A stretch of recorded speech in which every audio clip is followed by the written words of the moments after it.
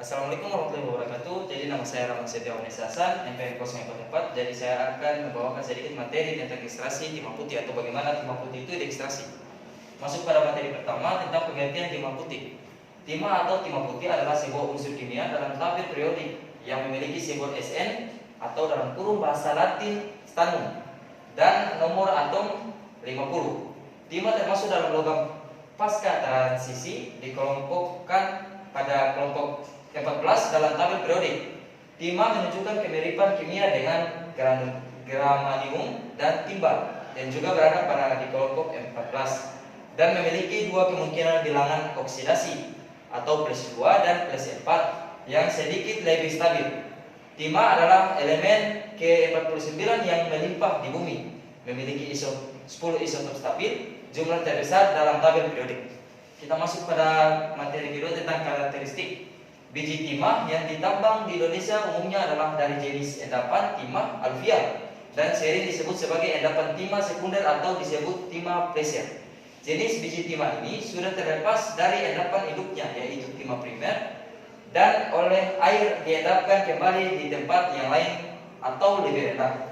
Secara ekonomis, mineral penghasil timah putih adalah kasiterit dengan rumus kimia SnO2. Walaupun ada sebagian kecil timah yang dihasilkan dari sulfida seperti stanit, silindrit, frankeit, canfieldit, dan tealit.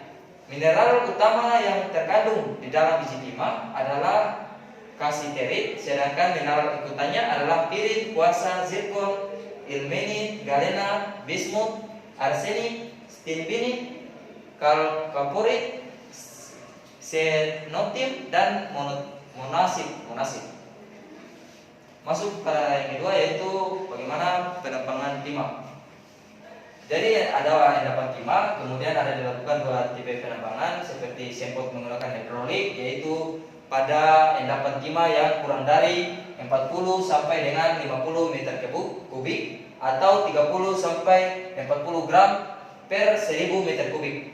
Adapun ada kedua yaitu kapal keruk dengan endapan 40 gram per 100 meter kubik. Kemudian ada aluvial besar atau endapan yang besar lebih dari 100 meter kubik per perpindahan. Kita masuk pada pencucian. Ini adalah tahapan atau alur dari pencucian, yaitu timah yang aluvial tadi kemudian mengalami primer tambang semprot SnO2 plus 20 sampai dengan 30%, mengalami gravity concentration atau metode pencucian dengan konsentrasi gravitasi. Biji timah kemudian disemprot, pompa, kemudian pencucian atau palang Swiss box, kemudian mengalami timah SnO2, didapat timah SnO2, kemudian mengalami PPBT dengan mendapatkan kadar kurang lebih 70%, kemudian berkurang di bentok. Ini adalah kemudian ada kedua yaitu laut, kakak, penggalian, mangkok. Ini adalah metode pencucian pada timah dengan penambangan di laut. Kemudian kita masuk pada peleburan. Konsentrasi timah mengalami dibawa ke dermaga pelun, kemudian masuk pada gudang. Kemudian penimbangan contoh dan pencampuran atau blending, yaitu percampuran antara biji timah dengan campuran yang nanti dilebur, yang terdiri dari kapur, CaCO3 dan antaris, yaitu antrasit. Ini adalah percampuran yang nanti dilebur bersamaan dengan timah. Kemudian mengalami percampuran, komposisi material, charging, talur tetap, kemudian proses keleburan dengan suhu sebesar 1350 derajat Celcius. Kemudian menghasilkan dua cairan logam, yaitu cairan logam timah yang terpisah dari perak atau slag dengan 20% Sn. Diolah lebih lanjut keluar dari tanur, masukkan ke saluran granulasi dan disemprot dengan tekanan tinggi, menghasilkan butir-butir kecil granulasi dengan batu kapur atau flux. Kemudian mengalami mendapatkan produk timah handhead, dicampur di dalam peleburan timah atau dilebur kembali, yaitu masuk ke dalam furnace.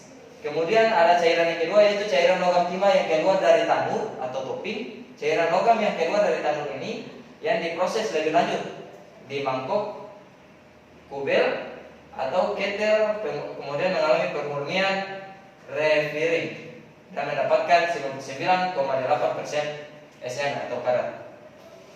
Ini adalah kelanjutan dari peleburan. Langsung kita masuk pada pemurnian.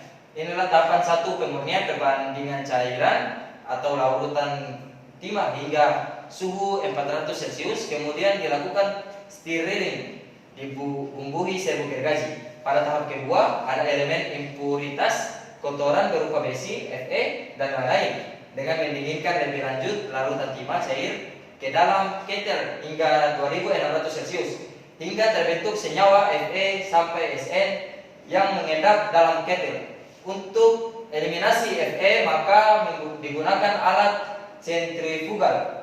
Dross dan handhead dipisahkan kemudian dilebur kembali bersama-sama maka